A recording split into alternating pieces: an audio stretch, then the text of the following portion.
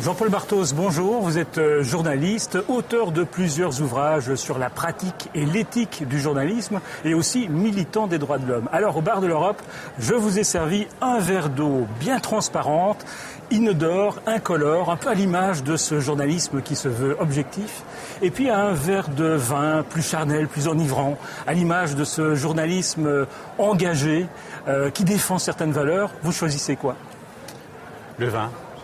Pour autant que ce n'est pas un gros rouge qui tache, qui ressemblera un peu à la presse sensationnaliste, mais certainement le vin, oui, absolument. Les journalistes doivent être des rebelles, c'est ce qui ressort un peu d'un de vos ouvrages, l'éthique de la dissidence. Pas nécessairement, mais de certaine manière, le bon journalisme s'exerce en pratiquant une distance critique par rapport à toute l'information que l'on reçoit. Donc, d'une certaine manière, la mentalité rebelle prédispose à une forme de journalisme. C'est-à-dire, le rebelle peut être aussi un journaliste qui n'est pas nécessairement de grande qualité. Donc je pense qu'il faut concilier à la fois un sentiment de servir le public en cherchant l'information qui dérange, surtout celle qui dérange, et de certaine manière, donc c'est un peu une prédisposition d'être rebelle. Mais je pense qu'il ne suffit pas d'être rebelle, il faut aussi appliquer au journalisme une série de critères professionnels, de sérieux. Il ne faut pas que la vérité soit victime de la rébellion, par exemple. Il faut vraiment qu'on puisse s'imposer comme quelqu'un qui pratique l'excellence. Alors, vous épinglez des moments de bravoure du journalisme américain. Vous auriez pu faire la même chose pour le journalisme européen ou est-ce qu'il est plus conformiste ? Je ne pense pas qu'il est plus conformiste. Je pense qu'il y a aux États-Unis une tradition plus grande du journalisme de contre-pouvoir. C'est un peu inscrit dans la Constitution. C'est le 4e pouvoir. Je pense que ça vient de là.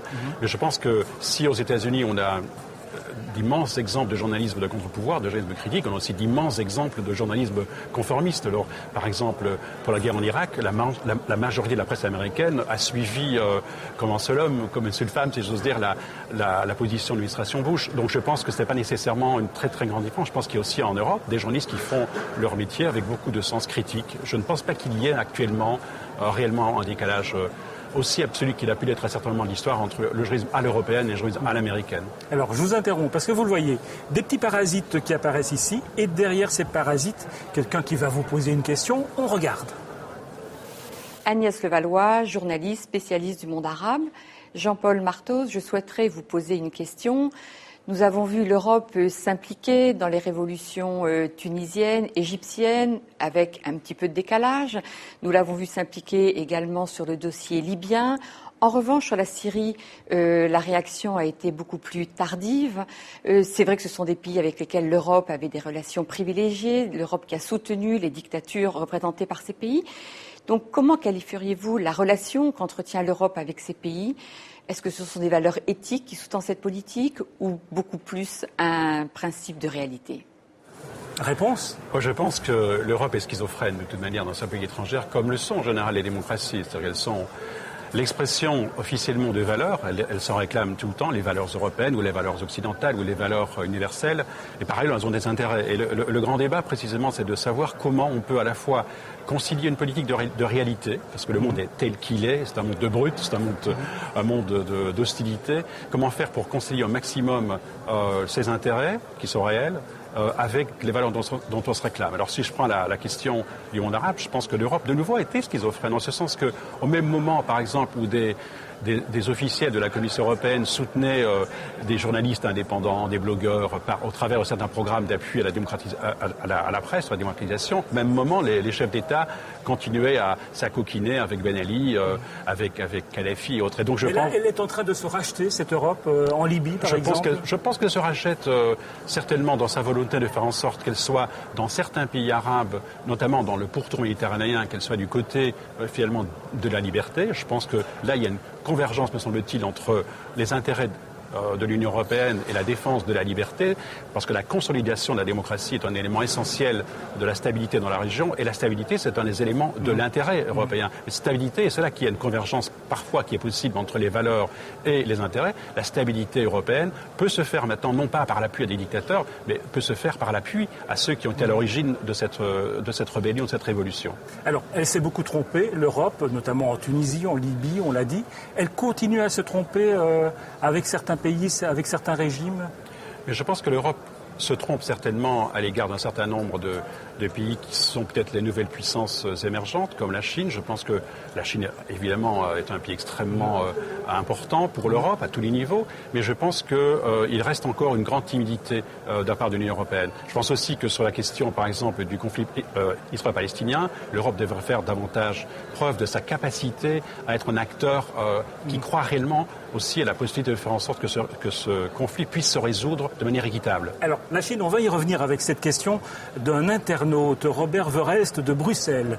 Non seulement Jean-Paul Marthoz est incapable de choisir entre journaliste et propagandiste, mais qu'il nous dise comment il va expliquer aux Grecs qu'ils doivent donner des leçons de démocratie aux Chinois alors que Pékin est en train de racheter en masse de la dette de l'État hellénique.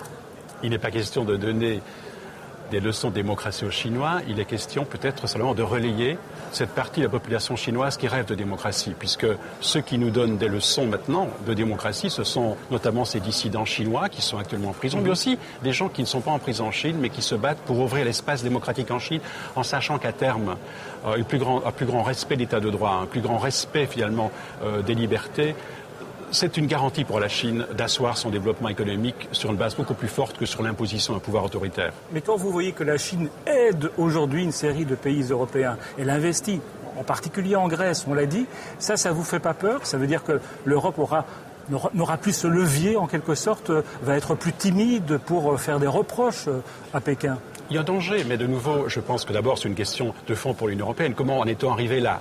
Première question que je me pose, comment est-on arrivé à ce stade où finalement des États soient aussi vulnérables par rapport à des pays que par ailleurs ils courtisent. Et je n'entends pas la Grèce comme il a été un pays particulièrement agressif à l'égard de la Chine en matière de dénonciation des droits de l'homme. Mais je pense qu'il est important de continuer à dire nos valeurs européennes, du moins celles dont on se réclame, ce sont des valeurs universelles.